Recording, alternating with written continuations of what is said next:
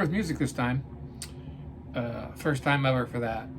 And the reason being is that I thought it was a little bit cliche. Like every guitar player that you see on the internet starts with this like guitar thing. I don't know if it's to pull you in or whatever, but I wanted to talk about something specific in this video. So I thought like a demo of like, hey, here's what I'm gonna do, seemed to make sense. Okay, so this week, not a whole lot. Playing at church again. I get to play with my son this time. A little disappointed. Maybe you've seen me, but I've done Revelation song a couple times on here. And I always play rhythm because one of the guitar players that I play with is so good at all the melodic lead parts in that song that I just got out of the way and let him do his thing and just held down the rhythm and stayed in the pocket as much as I could. But he's not playing this week, and it fell on me to play the lead parts for that song. So I worked on them a lot, like way more than usually. I'm like, all right, they're playing somewhere in here, and these are the chord tones they're hitting. So I'm gonna do something in there, and usually I start kind of on the note that they start on, and just whatever feels right is what I play, and it usually fits pretty well. But this time, I wanted to do it note for note. So I loaded the song up in an app called, I always mess up the name. I think it's called Amazing Downloader. It's got a terrible UI, but it does a pretty good job. And you can like select a part of a song and either slow it down or just loop it. And I usually just loop that part and then break it down piece by piece. So I spent Monday learning that part note for note, and I had it really good. And then I added some of my kind of flavor, I guess, for lack of a better term. On top of it, man, I had something I really liked. And then Tuesday, I got a message that says, hey, we're dropping that. We're dropping that whole part. We're not even going to do that interlude part. So I was a little bummed. But that's all right, because it turned out really well. We added some other things to it that make it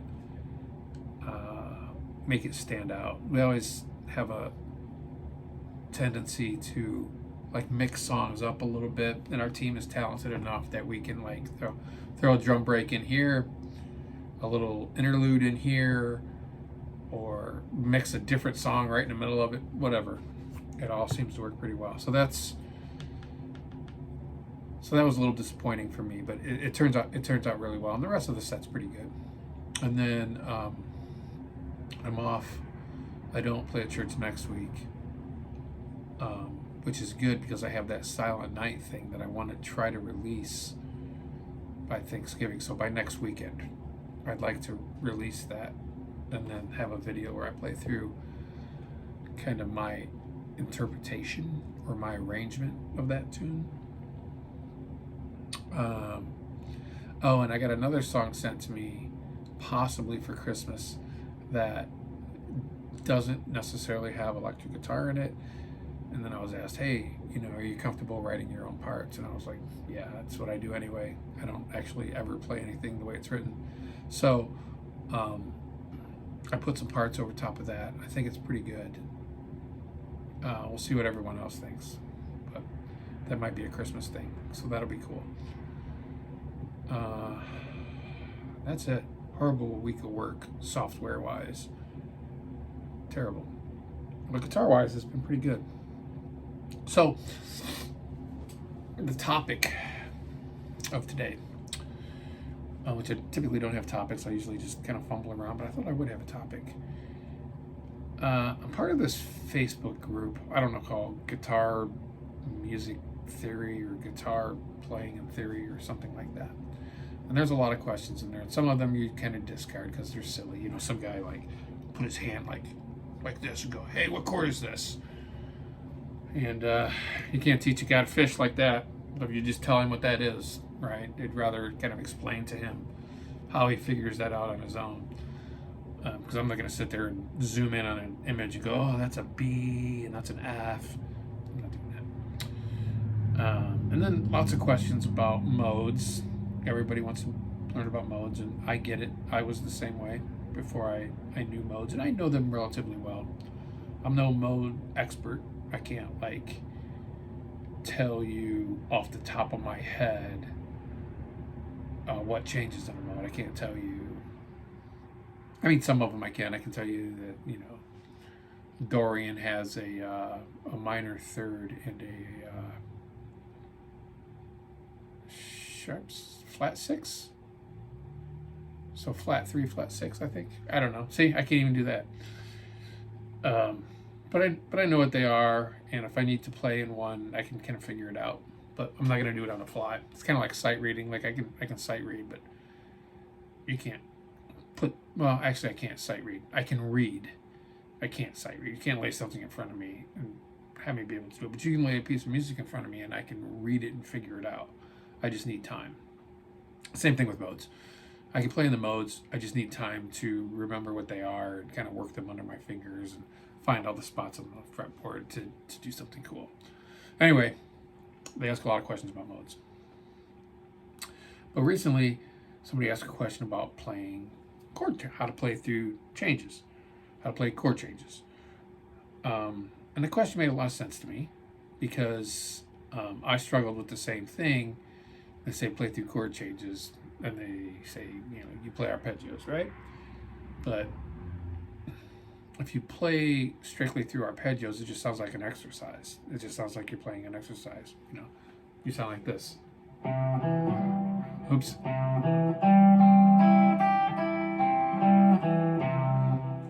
That's not musical at all. It doesn't sound right.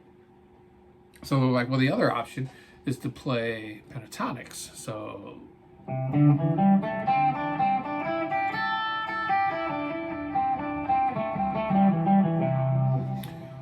and you can do that, but what happens when you switch chords? Do you switch to the other pentatonics, or do you go?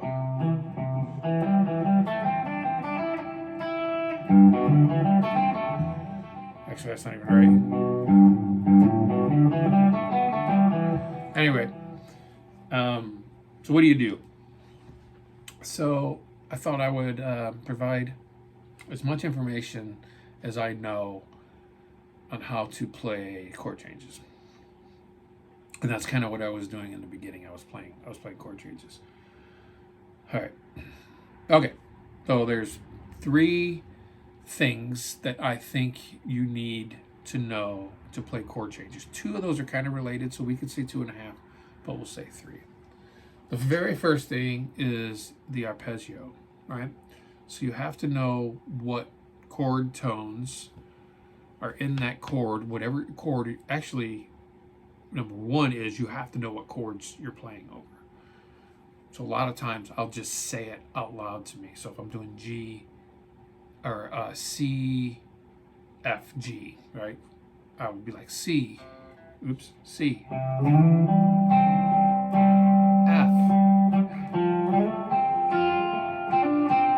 G. And that's a good reminder to your brain what chord you're playing over. So like, and even if you have to count them off, so it's 4 beats, you're like C, C, C, C, F, F. That's a little harder. I can't even do it there. But you should get the picture. You should know when that one's hitting, when that chord's changing, and then just kind of say them out loud to yourself. So that's one thing, know the chords. Second thing is the arpeggios. So you have to know what that 1, 3, 5 is in order to know where to land. Those are your resting spots. So that for C, it's C, and then the E, and then the G.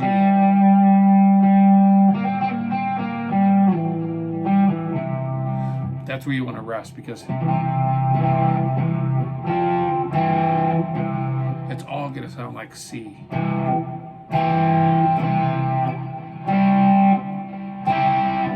However you land on those. So that arpeggio.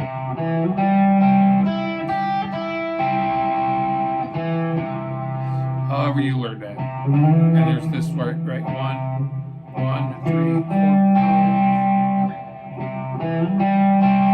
However you learn that, you need to know those notes.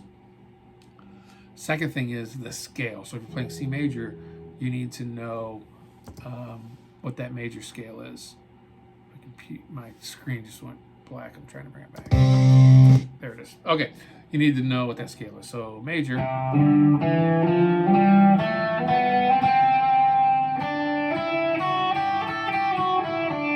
Listen to a note now.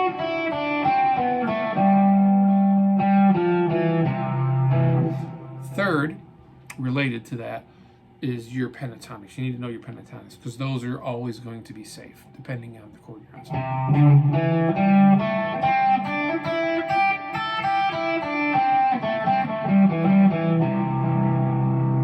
All right, so that's the third thing you need to know. Pentatonics, scale, minor would be.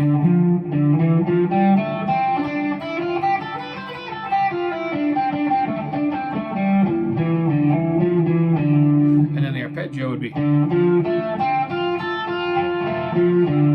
right, kind of fat fingering these a little bit, but you get the picture. So those are the three things you need to know. Once you have those down, you need to know your landing spots, and those are the arpeggio notes. So if you're on a C, you could land there. If you're on that F, you could. But you don't have to stay there like.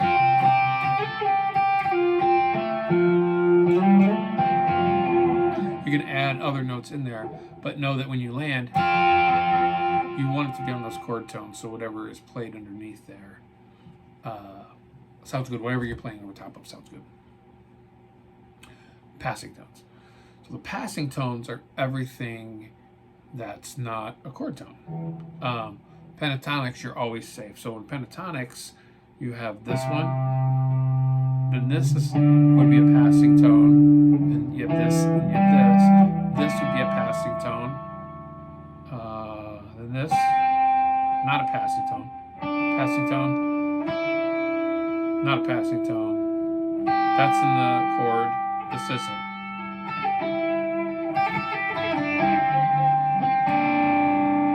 So anything that would not be in the chord would be a passing tone.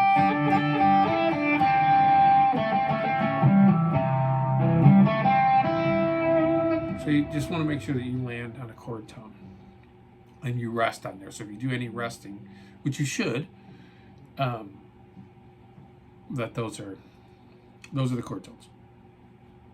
The next thing is, when you're doing this, you're gonna make lots of mistakes. Like lots of things are gonna sound bad. Typically the 4 and the 7.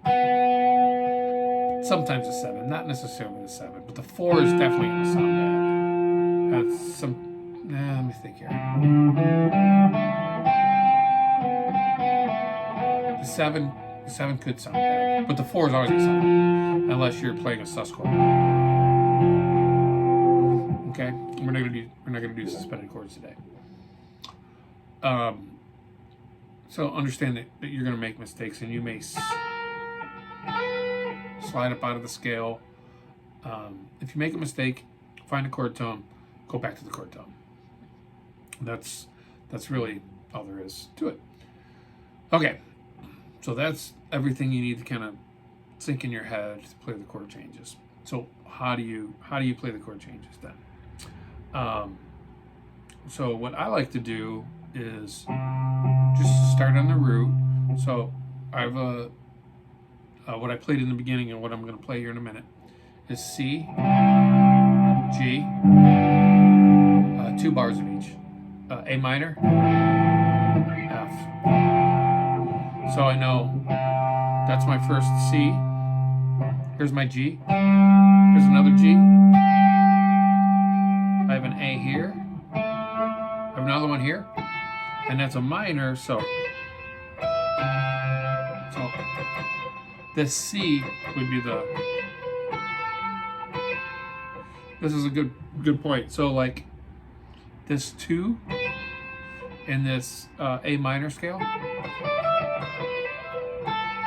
is a passing tone. You don't want to hang on that 2. because it's not in the chord. But it sounds good just kind of grazing over it to hit a chord tone. And then the F. So the F could be here. There's an F here. There's an F here. An F here. There's an F here. And of course there's one down here. So knowing where those roots are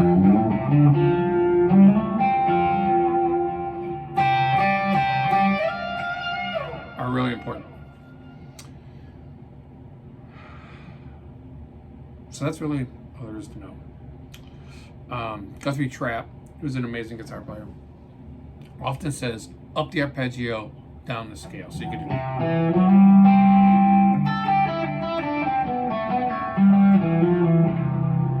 something like that.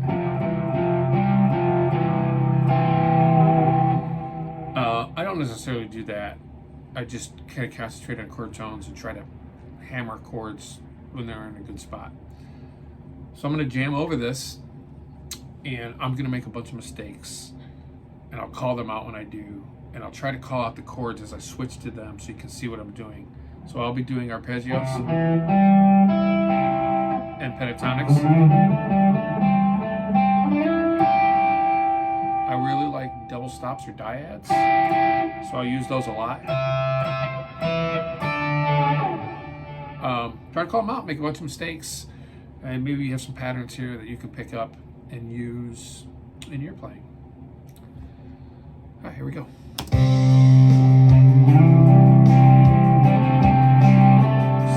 down to the G.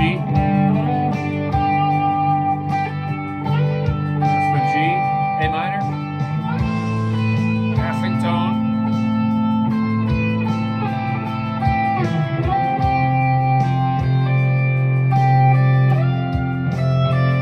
Passing tone again.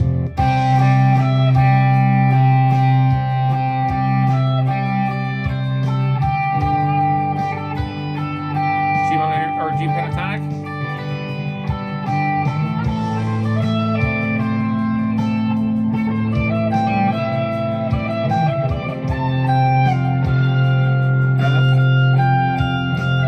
Seventh.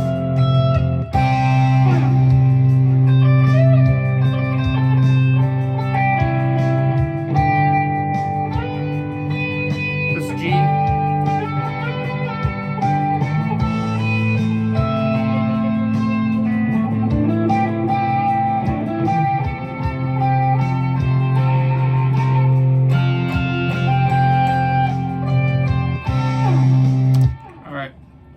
So that's chords, right? That's this C chord, this G, this A, nope, this A, and then basically this F. Or you could play it, it's F, I think.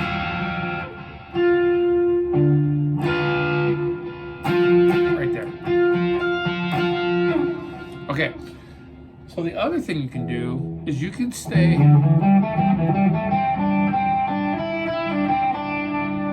right in a pentatonic scale. You can stay in one shape.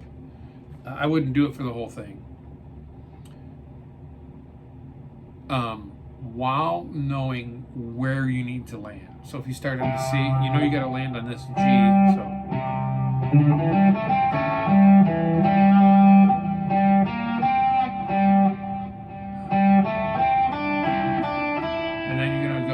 G to the A.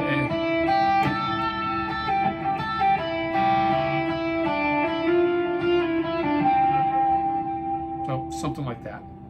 So you can do that up here.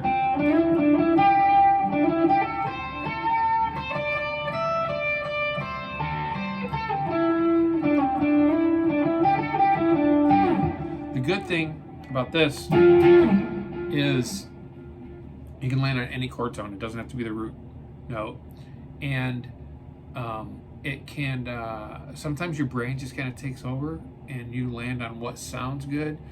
And when you land there, you know that it's good. And sometimes you know that it's bad and you can just adjust right away. So next, so I would do the C,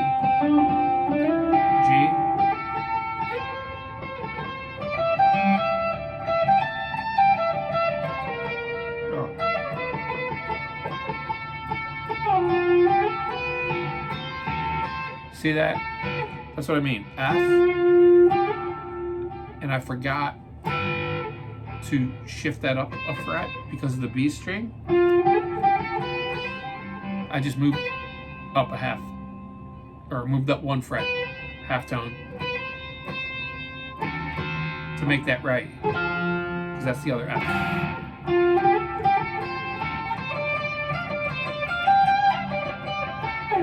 So something like that. So now I'm going to play through the pentatonic and show you kind of how that might work and what that might sound like.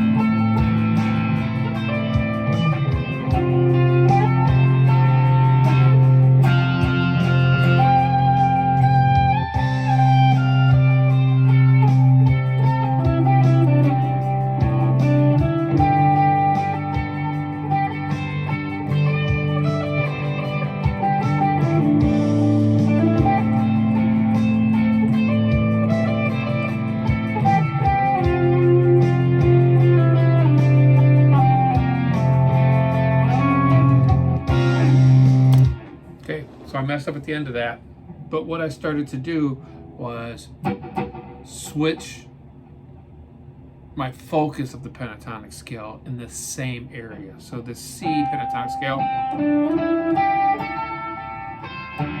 right, and then this C. So, and I went to this G.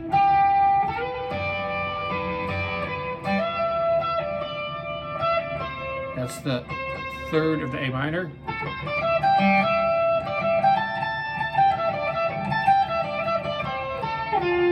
That's the F. Remember we messed that up before? There's the other F. And then I switched and I went from this C pentatonic shape to this G.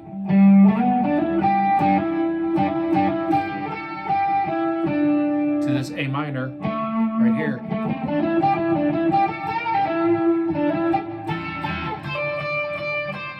And then I just stayed in this F. Because it's the simplest one. I could have went down here, but it's too big of a jump from here to there. Doesn't really sound right. So if I'm playing here, actually I'm playing an A minor, so I'm way up here.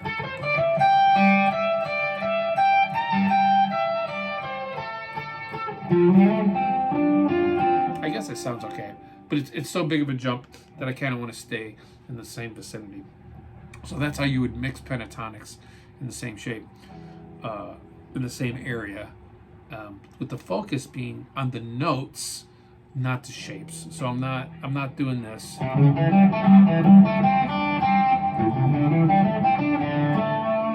Or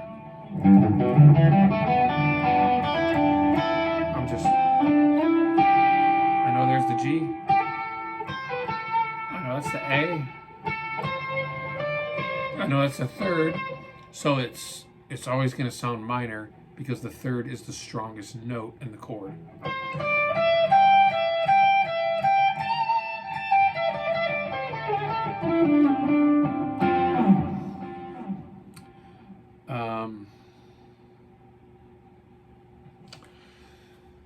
I think that might be a decent brain dump of how to play the changes and how to mix things up. Hopefully that was helpful for you. I'd like to do more of these on a bunch of different topics that I think that I could hopefully explain a little easier. And if you have any questions, just ask away and I'll answer them the best I can. And if not, I'll tell you I don't know. That's all I got. Have a good night.